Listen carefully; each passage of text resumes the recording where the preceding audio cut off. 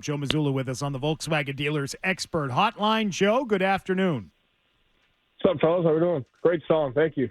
You like your jam, huh? Yeah, boy, we find out more and more about you every week. Well, I am going to write down 3 guesses right now. We've done the Oasis Wonderwall. We've done the Red Hot Chili Peppers Scar Tissue. I'm going to write down 3 bands that I think will be your next 3 requests, just based on those 2. Do you or maybe just so Hardy is. I'm watching Hardy right now, Joe. He's actually writing these down. I'm writing down 3 bands. Okay. What does Joe get if he nails one of these bands? Nothing. It just it proves how well I know Green him. Roof. No, it's me. If I know him, him well enough. Hardy's trying to prove that he's the human algorithm. I'm gonna All do right, that. so I can't remember. I get these mixed up sometimes, but I'll give you 2 words of the verse. We'll go either Semi-Charmed Life. That's one, right? That's a great radio song. Oh my God! Is that on So there? that would be. I was not expecting that. That would be Third Eye Blind. Yes. I believe. Okay. Third Eye Blind. I didn't have that. Okay. I was going to go I only had 311. time to write. I only had time to write down 2 anyway. All right, guy. All right, so that's one. Go ahead. The other one is the lyric is "Wish you would step up on that ledge, my friend." What's that one? Wish you would step jump up on that ledge. Yeah, that's a good one. friend. Yeah, Jumper. Is that also Third Eye Blind? Is it? Yes, Yeah. it is. Okay, so those are 2 really good radio jams to come out to. I think. Joe, we got to take you out like in Southie or like South Boston, man. Like there was underground clubs, man. They jam these all the time there. You dig Oh, it, I mean, that's what we grew up on as a kid. man. I didn't have. You didn't have Third Eye Blind on the scrambled list, it. did you? I had What were the 3 you had? I only came up with 2. I had Sublime. Yep. I thought maybe you go with What I Got or Santeria. Yeah, I don't know Sublime very well. All right. Or, I don't know. I picked up just Pearl Jam because they have so many songs. Oh. No? I don't know Pro Jam, but if I hear a song, I think I obviously know a couple songs, but I don't know them off the top of my head. Okay, you know Oasis, Red Hot Chili Peppers, and a lot of Third Eye Blind, but no Sublime and no Pearl Jam. All right, Okay, all right. We learn right. stuff every day. Yes. Joe Mazzulla with us. Joe, can we talk about the challenge over the weekend on the play when you were up, I think, 27 with 3.5 minutes to go? Yeah, absolutely. So I want to ask the question a different way than maybe you were asked after the game. But Yep. if you chose not to challenge that play, do you think anybody on your roster of the guys who were on the court would have been upset with you for not challenging the play? Do I think they would have been upset with me? No, but I think it's more about just there's opportunities to reward your guys or have their back throughout the season, especially for the second unit and them. And I thought there's still 3.5 minutes left in the game, and both the guys on the floor were very adamant about that. And I just thought it was a small opportunity to just let the guys know that, like, hey, I'm going to coach you too. I got your back. And it's something that I learned as a coach. When I was an assistant, I spent all my time with the second unit and the young guys in the stay ready group that we call them. And last year, I didn't do a great job spending enough time with them because I was learning how to navigate, the top of the roster and that. And so it was a point of emphasis for me this year was to kind of get back to that, where it's like, this is how I made my mark in the NBA. These guys work harder than anybody. And, like, at the end of the day, if you're not going to, like, reward them or treat their minutes the same, then when we need them to play, they're not going to feel as valued as important. And I think that's important. And, it's unfortunate that anytime you make a great decision, there's always going to negatively impact somebody. And, by no means did I mean to disrespect Toronto in that category. It was more about my guys. But, every decision has a positive and a negative consequence.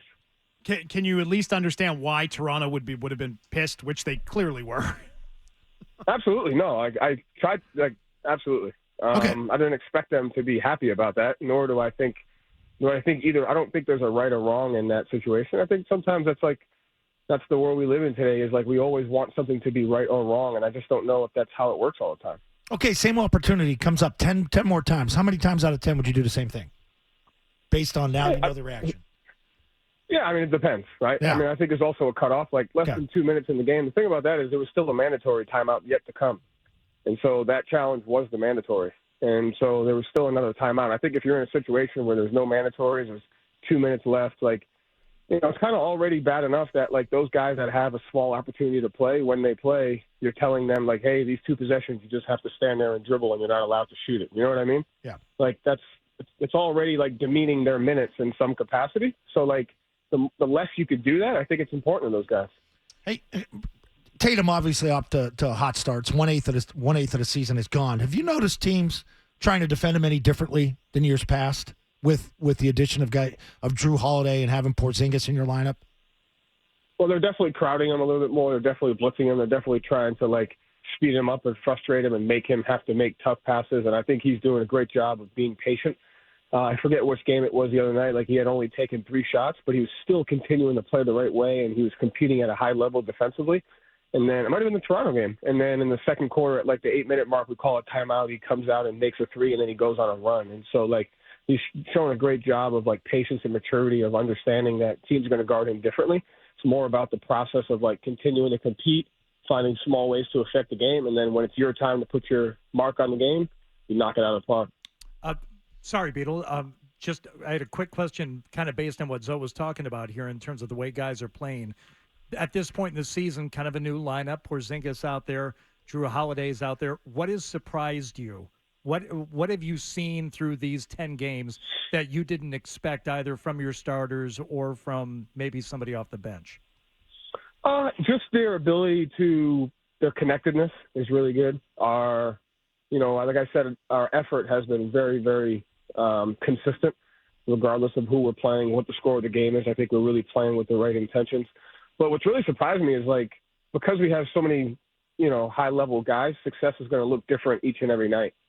And we have to do a great job as a staff and as a team of understanding what each guy is bringing to the table night in and night out. Also knowing we have some superstars that we need to be superstars a lot of the nights in the NBA because you need that. And so, Drew was 1 assist from a triple-double the other night. Porzingis had 22 points, and the next night he only took 4 shots, but his screening was really impressive.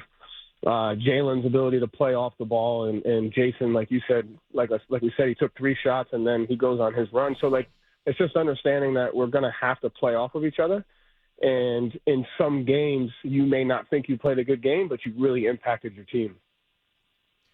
Joe, it's been a busy week. You've played 4 games since we last talked to you on Wednesday of last week. But after we talked to you, you had that game against Philadelphia. And I'm curious, in watching back and studying the film, what you liked or didn't like in terms of who you matched up on Joel Embiid in that game. There was a lot of discussion following that game about what was going to work best. And obviously, Drew Holiday was part of that. Now Horford was part of that, and Porzingis was. So how will you defend him in the future? What did you like? What did you not like? Anything along those lines from that game?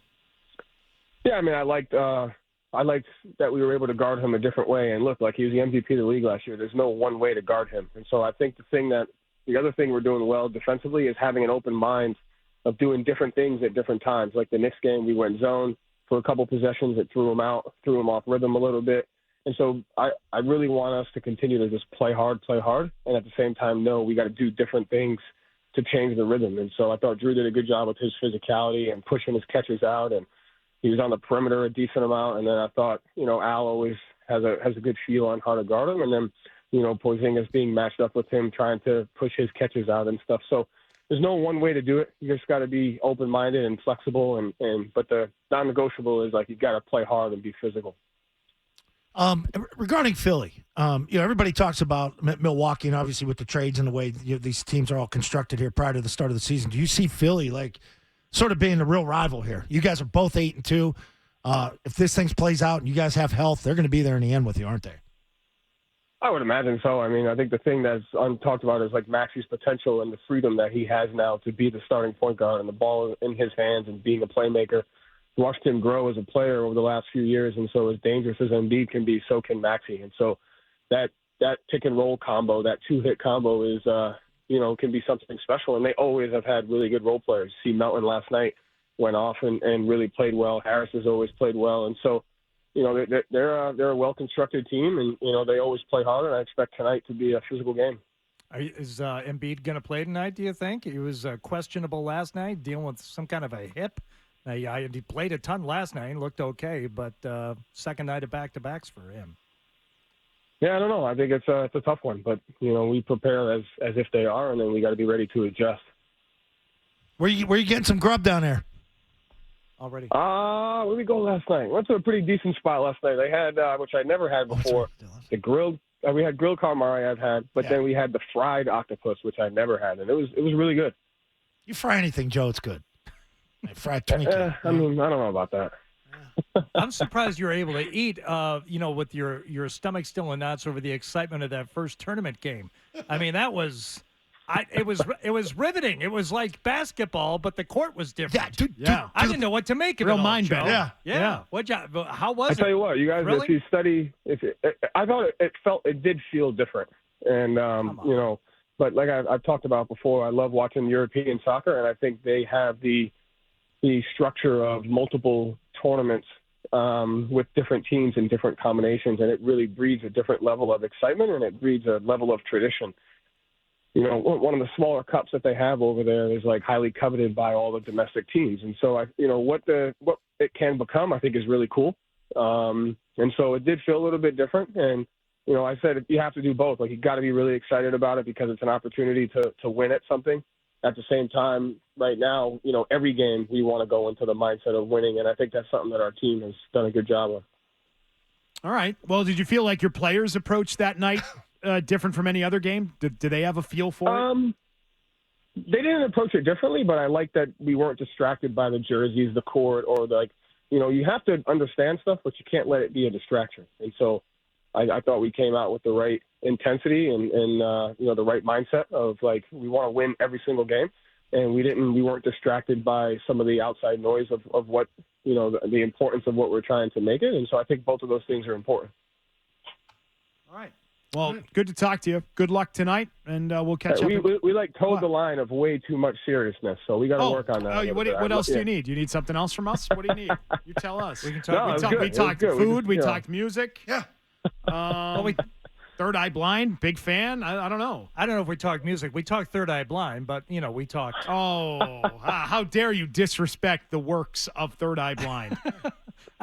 Somebody already mentioned in an email, said, I don't care how old you are, where you're from, but nobody grew up on Third Eye Blind. It's not a band you grow up on. It's a song or two you might hear growing up. You heard it while growing up. You like this But college that's what I'm years. saying. It's Is his like you college grow years, up though. on, like, the three radio stations I grew up on were like 106.3, 94.5, and like 92.3, and like 92.3.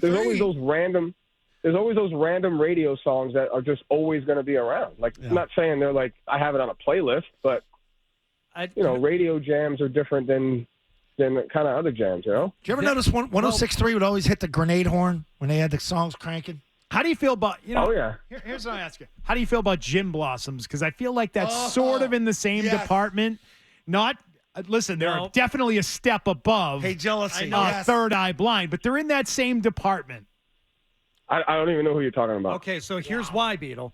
And I've cracked the code on these. Why? Because Joe mentioned the three stations he listened to, all three songs, whether it's Oasis, Scar Tissue, Chili Peppers, Third Eye Blind, these are all massive crossover songs, regardless of format. So you're talking alternative, rock, modern AC, and Gin Blossoms, they were a little early for that. I don't know if they crossed over to that extent. The big crossover. Gin Blossoms were on Top 40 radio, weren't they? That crossover, those Hey, Jealousy, but that was it. Yeah. I worked in that Citadel building, and he's talking about those stations, and I don't know if those songs were played on any of those stations that Joe mentioned.